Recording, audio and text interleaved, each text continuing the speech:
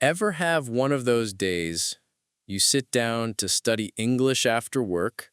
Your brain feels like a foggy, scrambled mess. You try to learn 10 new words, but after an hour, you only remember two?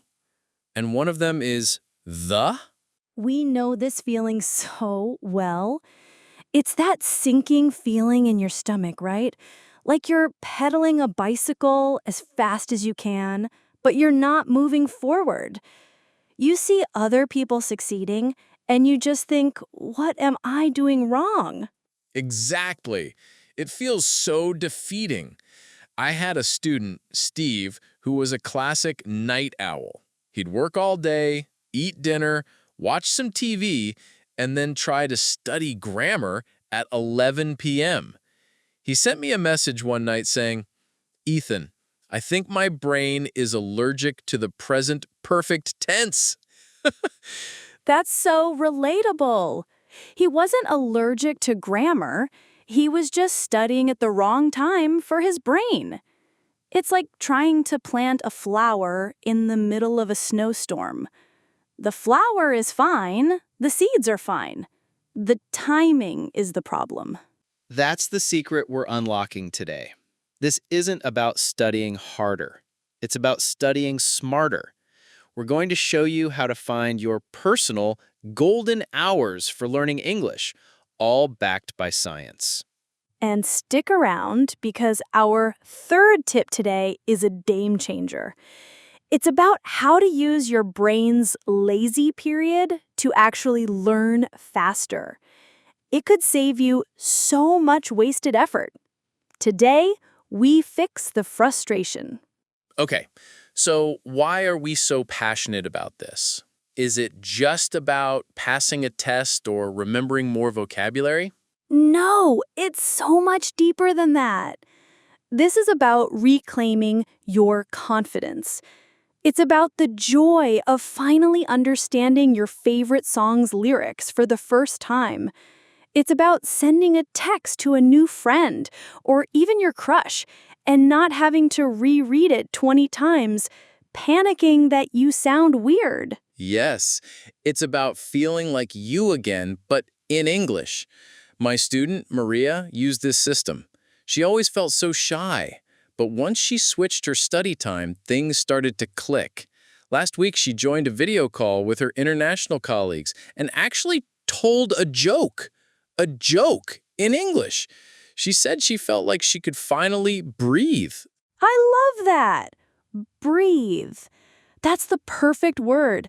Learning English shouldn't feel like you're holding your breath, waiting for the moment to be over. It should feel like an open door. When you find the right time to study, you're not just memorizing words, you're building the confidence to walk through that door and connect with people. You're building the freedom to be yourself. That's the real prize here. So let's talk about the common mistakes that steal that freedom away from learners. All right, let's dive into the 3 biggest mistakes we see learners make when it comes to when they study. I bet at least one of these will sound familiar. Mistake number 1, the more is more marathon. This is the belief that studying for 3 straight hours is better than studying for 30 minutes focused. Oh, this is a classic. My student, Kenji from Japan, was a victim of this. He had a big exam coming up. Every Saturday, he would lock himself in his room from 9 a.m. to 1 p.m., 4 hours. He'd have books, apps, videos, everything. Sounds dedicated. What happened? He was miserable. By the second hour, his mind would wander. He'd start thinking about lunch, checking his phone, staring out the window. He told me, "Emily, I am present for 4 hours, but I am learning for maybe 45 minutes." He was burning himself out and associating English with punishment. That's the key right there. His brain was hitting a wall.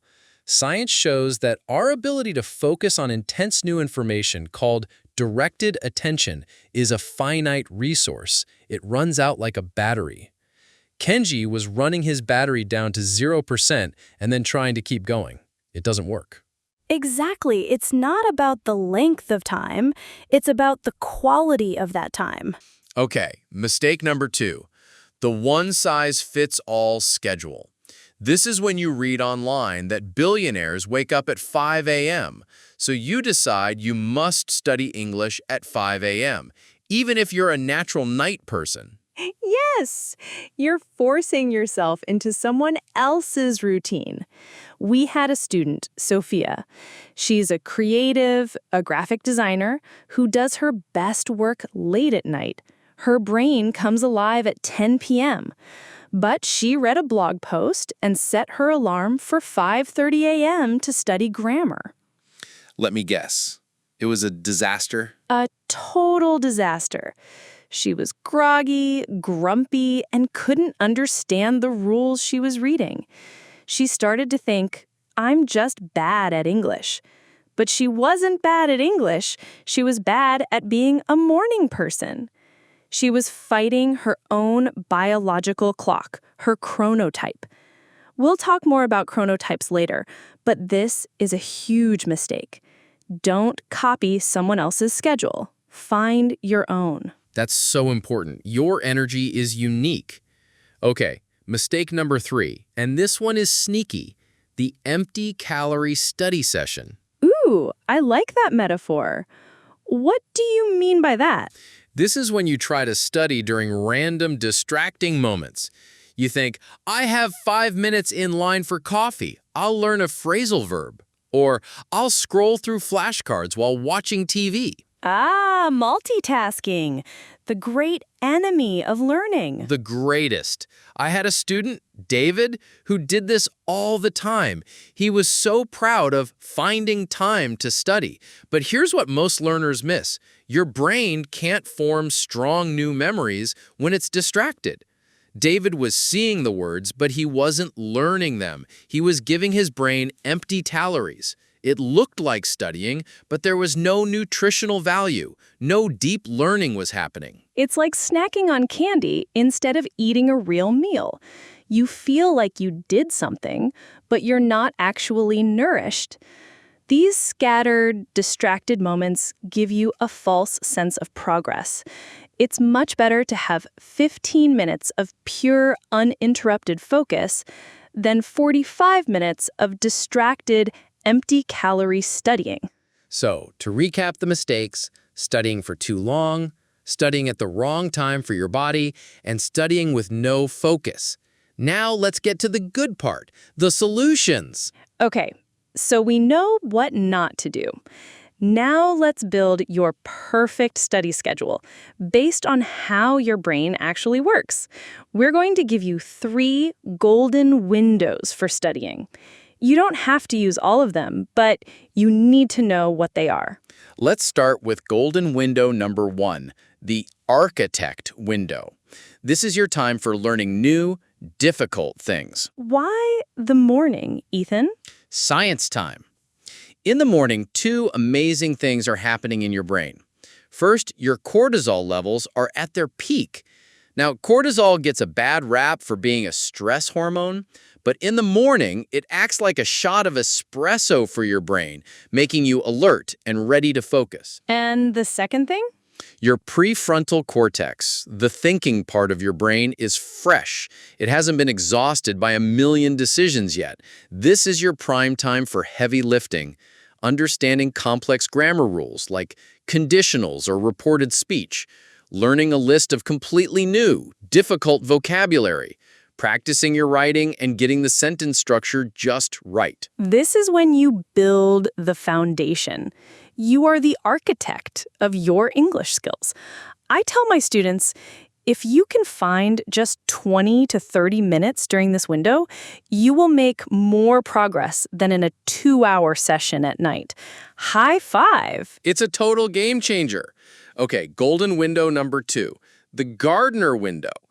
This is your time for review and practice.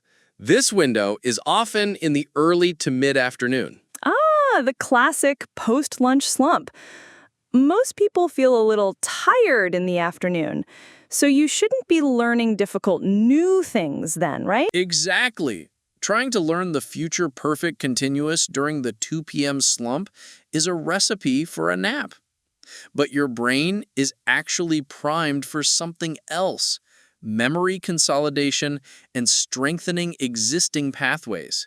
It's like a gardener tending to plants that are already there.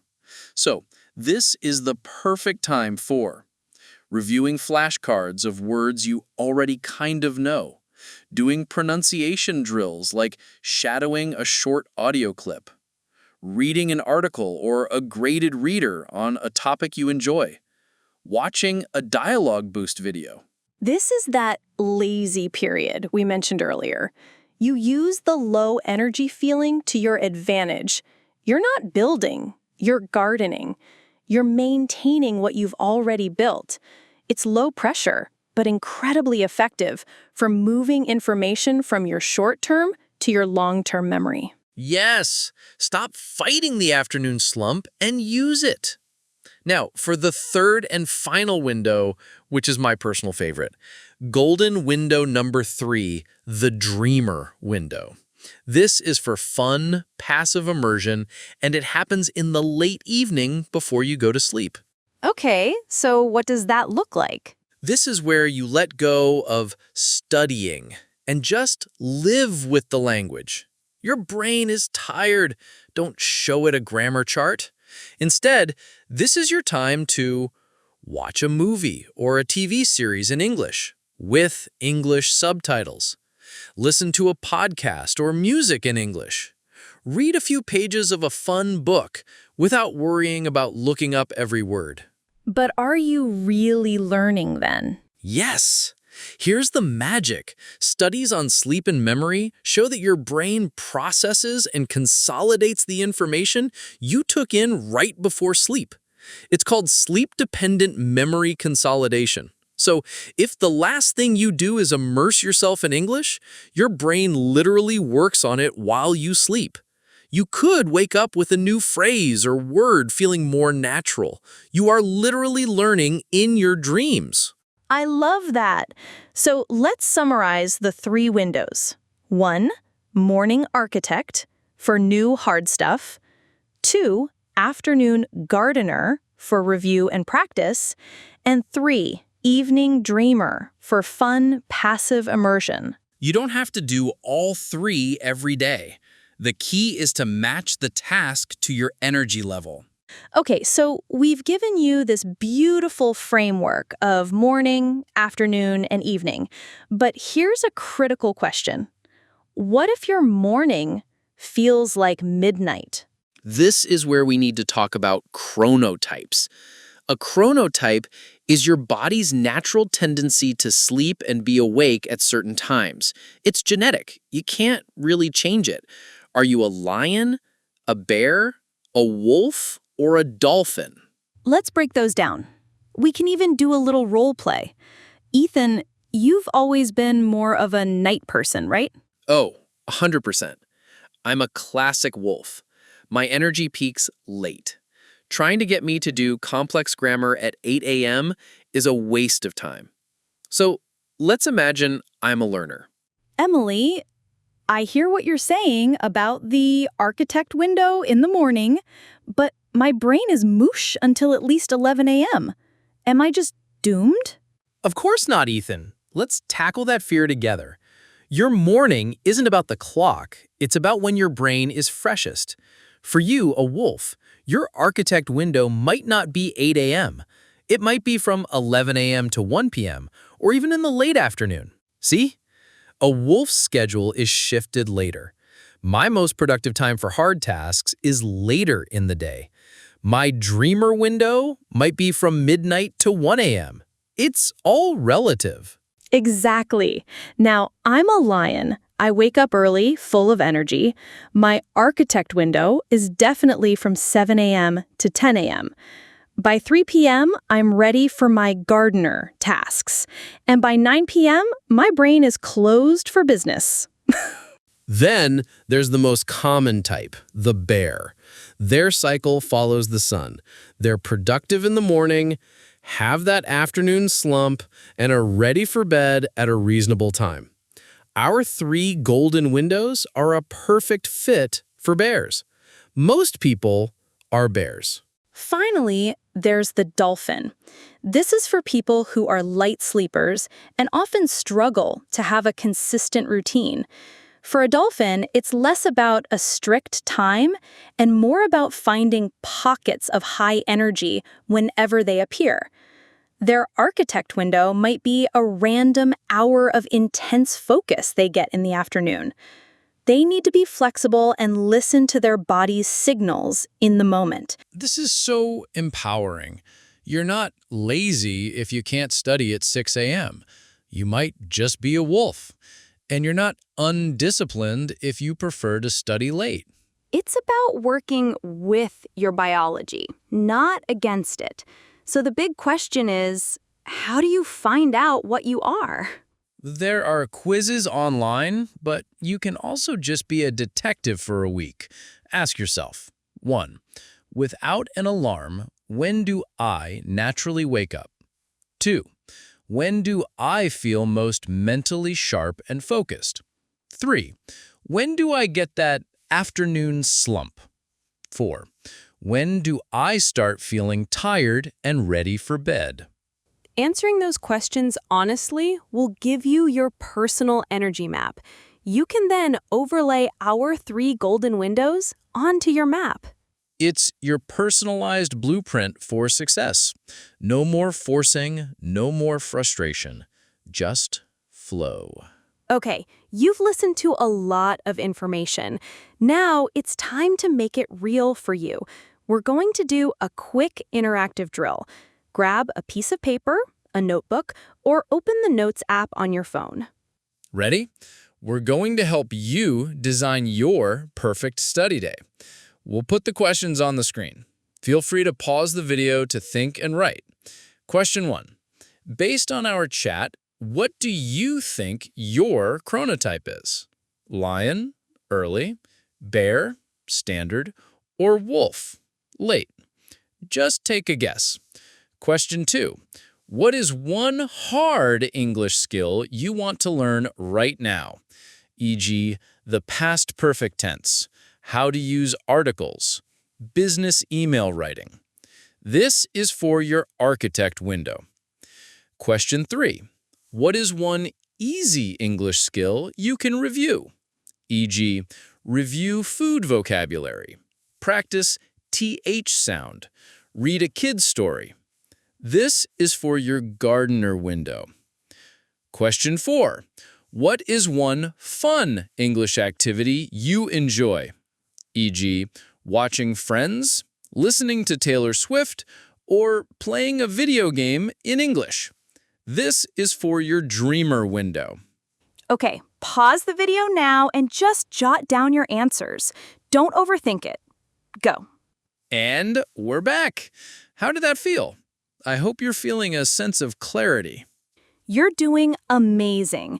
Just by taking these few minutes to think strategically, you are already ahead of 90% of learners. Seriously, now you have a plan.